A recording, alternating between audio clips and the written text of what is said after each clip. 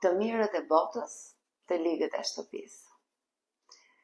Çfarë do të thotë kjo shprehje dhe të gjitha përdorim apo kemi dëgjuar. Kjo nuk është lodhje, nuk është stres, shpesh është zgjedhje.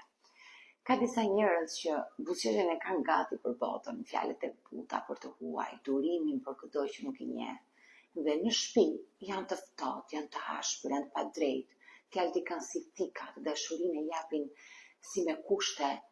Jashtë janë shembull, brenda janë plag. Ata dinë të aktrojnë bukur, dinë të duken bukur me të tjerët, por s'dinë të jenë të drejtë dhe kështu bota i lavdëron dhe shtëpia i duron. Ka njerëz që dinë shumë mirë të sillen, dinë të jenë të edukuar, të duruar, të qeshur, të respektueshëm, po vetëm aty ku nuk i intereson si duken. Sepse jashtë ka sy që i gjykojnë, ka emër, ka reputacion.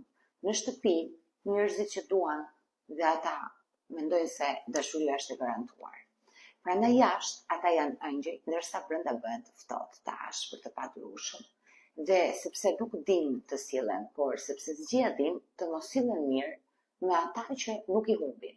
Por karakteri vërtet nuk matet në publik, matet në shtëpi, matet në tonin e zërin me prindrit, me sjelljen me partnerin, me durimin me fëmijët, sepse është e lehtë të jesh i mirë me botën.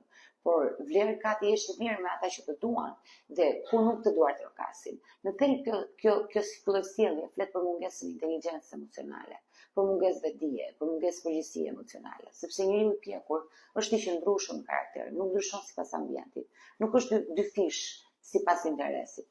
Vlerat nuk ndizen vetëm në publik, ato shfaqen sidomos në shtëpi.